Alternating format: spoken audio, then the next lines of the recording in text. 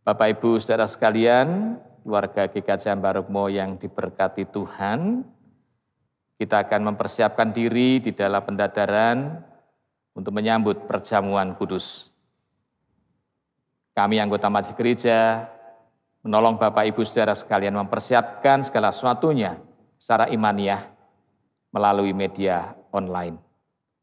Dan sebelumnya kita akan berdoa mohon kelangsungan berkat Tuhan.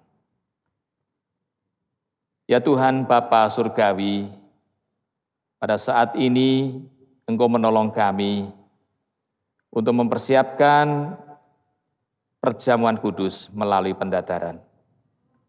Engkau persiapkan umat-Mu Tuhan melalui pelayanan majelis gereja, agar kehidupan religius, karena iman kepada Tuhan Yesus Kristus sebagai Tuhan dan Juru Selamat, karena bimbingan Roh Kudus, senantiasa meneguhkan kesetiaan kepada Tuhan,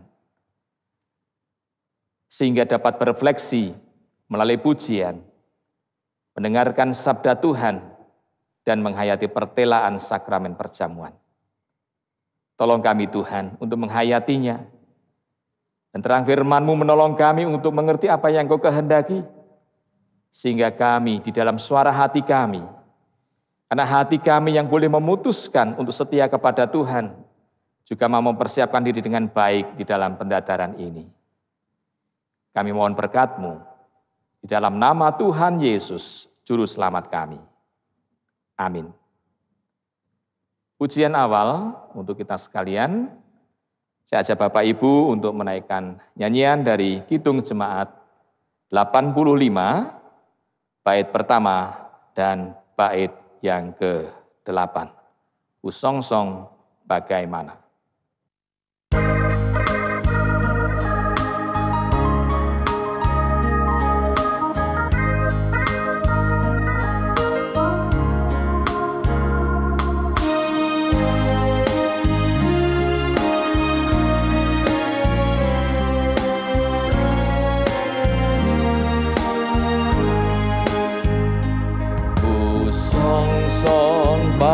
Bagaimana ya Yesus datangmu,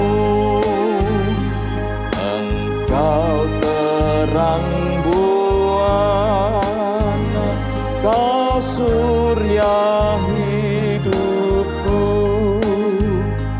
kiranya Kau sendiri penyuluh jalanku, supaya ku yakini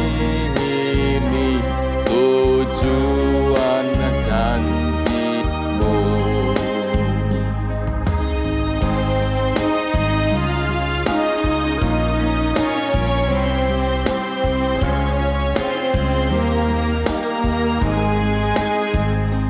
Kendati hutang dosa membuatmu gentar, adanya Kau sentosa, anugerahnya besar.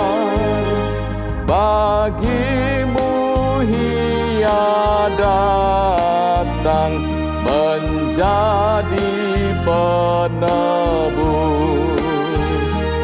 sejahtera kerajaan warisan-Mu terus, sejahtera kerajaan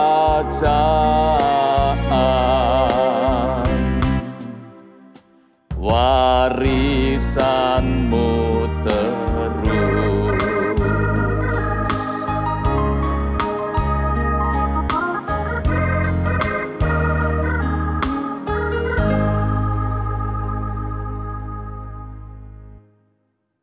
Bapak Ibu saudara sekalian yang terkasih di dalam Tuhan Yesus dan yang diberkati senantiasa, kita akan mempersiapkan hati mendengarkan sabda Tuhan di dalam rangka pendadaran perjamuan kudus. Rasul Paulus menyatakan kehendak Tuhan kepada Timotius, seorang muda yang dipercaya untuk memimpin jemaat. Namun, sabda Tuhan saya rasa juga tertuju pada kita semua. Masing-masing kita memimpin diri sendiri. Dan tentu saja ini hal baik untuk kita berefleksi tentang bagaimana kehendak Tuhan di dalam Yesus Kristus Tuhan kita. Sehingga kita mau mempersiapkan diri dengan baik sebagaimana yang Tuhan nyatakan. Di dalam Titus pasal yang kedua, ayat 11 sampai dengan ayat yang ke-15. Karena kasih karunia Allah yang menyelamatkan semua manusia sudah nyata. Ia mendidik kita supaya kita meninggalkan kefasikan dan keinginan-keinginan duniawi dan supaya kita hidup bijaksana, adil dan beribadah di dalam dunia sekarang ini. Dengan menantikan penggenapan pengharapan kita yang penuh bahagia dan penyataan kemuliaan Allah yang Maha Besar dan Juru Selamat kita, Yesus Kristus, yang telah menyerahkan dirinya bagi kita untuk membebaskan kita dari segala kejahatan dan untuk menguduskan bagi dirinya suatu umat kepunyaannya sendiri yang rajin berbuat baik. Beritakanlah semuanya itu, nasihatilah dan yakinkanlah orang dengan segala kewibawaanmu. Janganlah ada orang yang menganggap engkau rendah.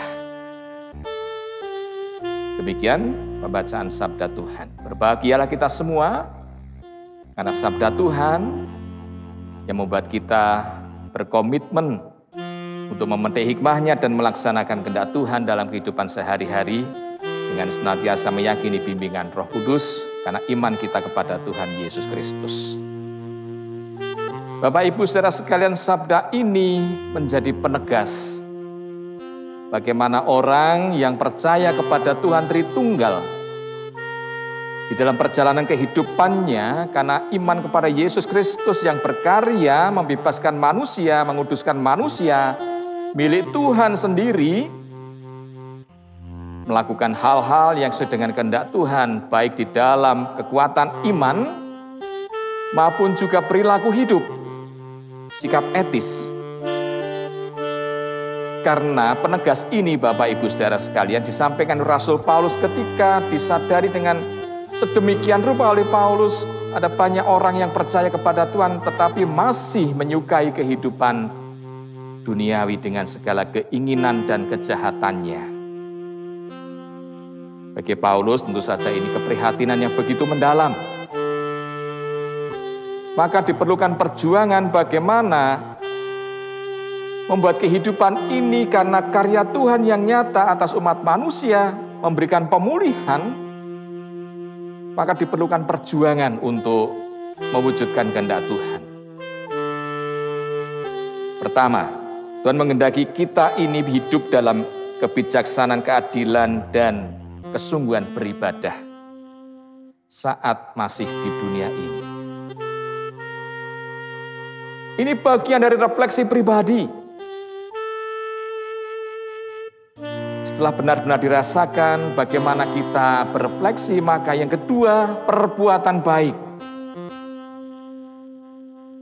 Dan perbuatan baik ini menjadi bagian yang ketiga, undangkanlah, lakukanlah, nyatakanlah. Ada kata-kata nasihat, yakinkanlah.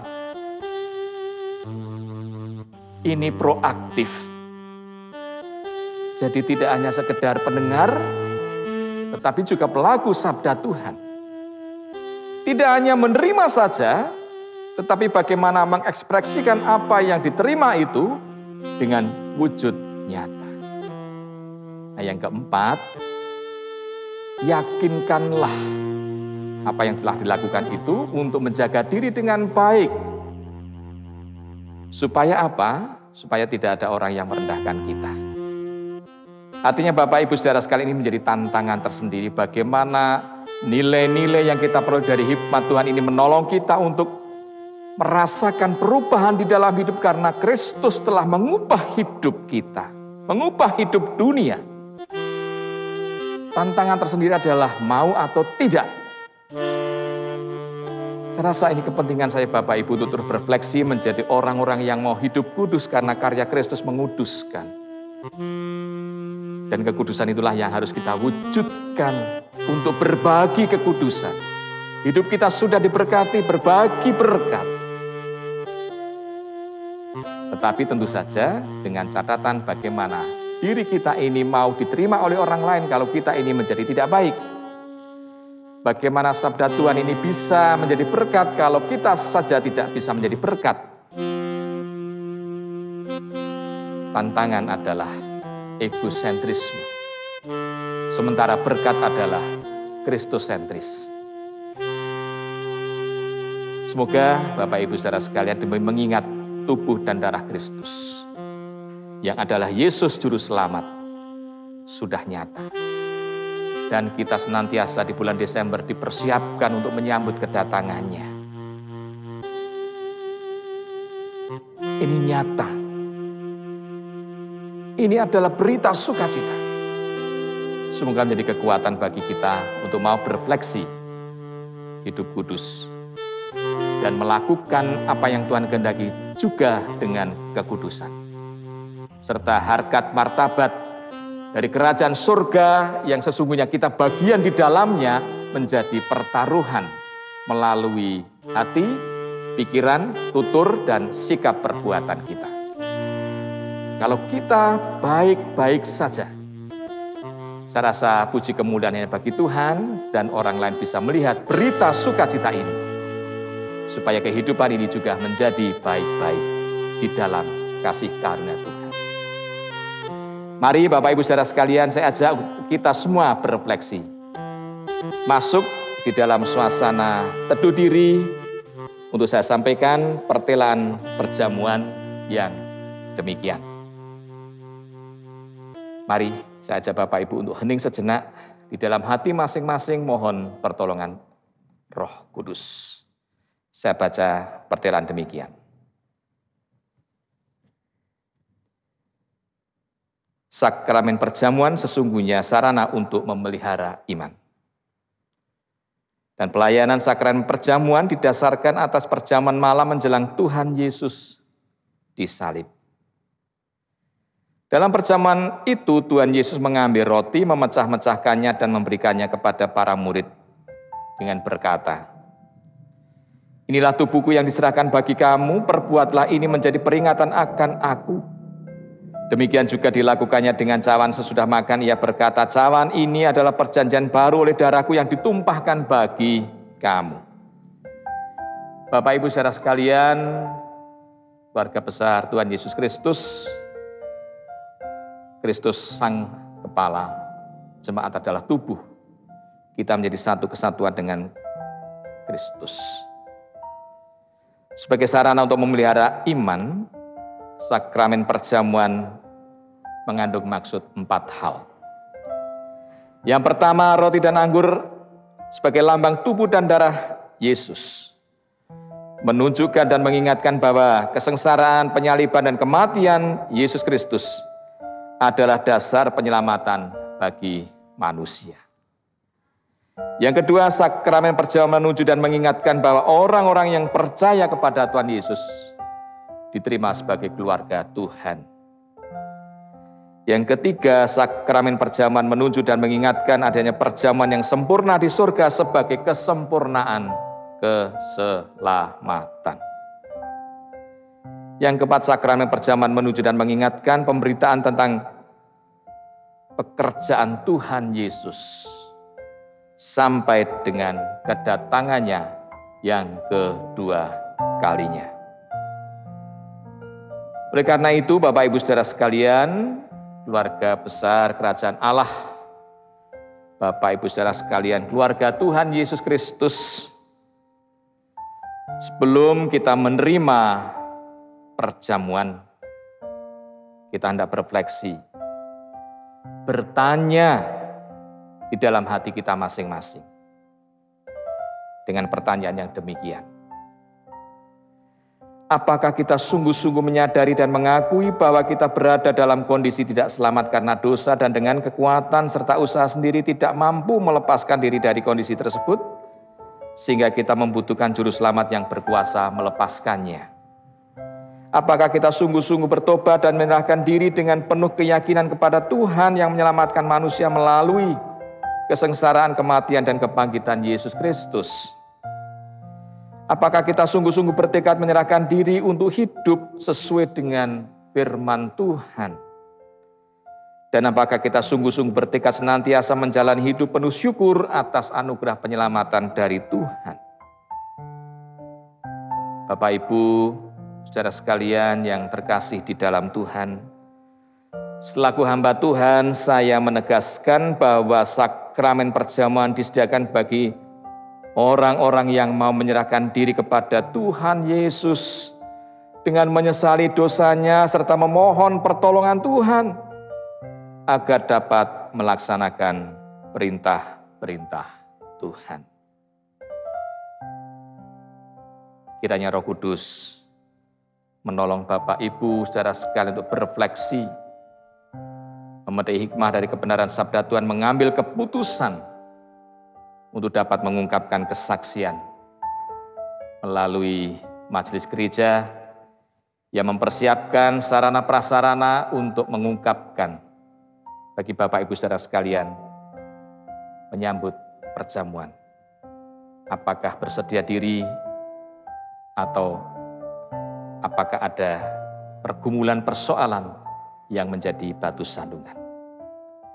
Semoga ketulusan hati Bapak Ibu, kebaikan hati Bapak Ibu, saudara sekalian, dalam bimbingan Roh Kudus, Bapak Ibu boleh mengungkapkan isi hati pada anggota majelis gereja. Tuhan memberkati. Dan mari kita berdoa. Kami naikkan syukur kepadamu Tuhan. Engkau menolong kami untuk mengerti tentang karya keselamatan-Mu di dalam Yesus Kristus. Kami sungguh bersyukur karena Engkau membimbing kami dengan Roh-Mu yang kudus untuk kami dapat mengerti, memetik hikmah, dan melaksanakan kehendak-Mu sesuai dengan kebenaran sabda. Karena karya keselamatan-Mu nyata. Dan menghayati karya keselamatan-Mu melalui Kristus Yesus, Tuhan dan Juru Selamat kami yang rela berkorban. Menolong kami untuk bertekad mewujudkan apa yang Tuhan kehendaki. Dan secara khusus melalui penghayatan akan perjamuan. Sebagai sarana bagi kami untuk merayakan bagaimana pengorbanan Kristus. Karena pemahaman iman kami yang tertuju kepada Tuhan yang meneguhkan kami. Tolong kami Tuhan dapat menjaga diri dengan baik. Melaksanakan apa yang Tuhan kehendaki agar tidak ada batu sandungan. Sehingga Engkau layakkan kami ikut bersama di dalam perjamuan kudus. Ampuni dosa dan kesalahan kami Tuhan, baik secara pribadi maupun dalam kebersamaan kami bersama dengan keluarga, bersama dengan anggota jemaat maupun bersama dengan sesama kami. Karena kami meyakini Engkau membebaskan kami dari kesalahan dan dosa. Karena tubuh dan darah Tuhan Yesus Kristus yang menguatkan kami, sehingga kami bersyukur dan berharap akan kelangsungan berkat Tuhan di dalam satu nama yang menjadi jaminan dan syafaat bagi kami, Yesus Kristus. Amin. Demikianlah serangkaian apa yang dapat kita hayati dalam persiapan perjamuan melalui pendadaran pada saat ini. Kiranya kasih karunia dan damai sejahtera dari Tuhan Bapa di surga dan Tuhan Yesus Kristus dalam persekutuan dengan Roh Kudus senantiasa melimpah ke atas Bapak Ibu saudara sekalian dan beserta dengan Bapak Ibu saudara sekalian sehingga hidup penuh dengan sukacita karena Tuhan yang Maha Kasih. Dan oleh karena itu saya ingin mengajak Bapak Ibu saudara sekalian mengakhiri pendadaran ini dengan menaikkan nyanyian dari Kidung Jemaat 381 bait pertama, keempat, kelima, dan yang keenam.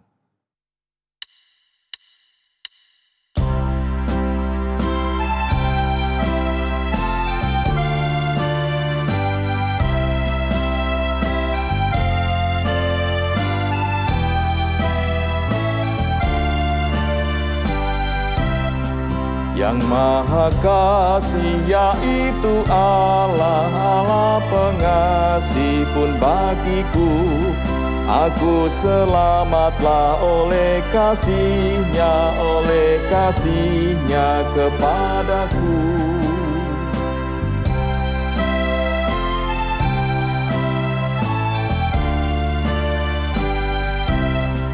Allah mengutus Yesus Tuhanku, Allah mengutus Sang Penebus. Aku selamatlah oleh kasih-Nya kepadaku.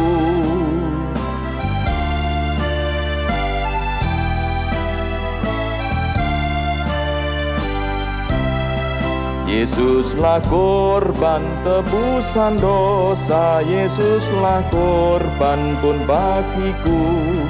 Aku selamatlah oleh kasih-Nya kepadaku.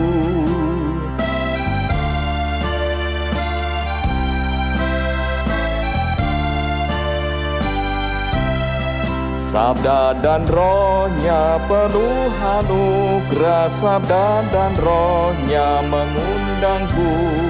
Aku selamatlah oleh kasih-Nya kepadaku.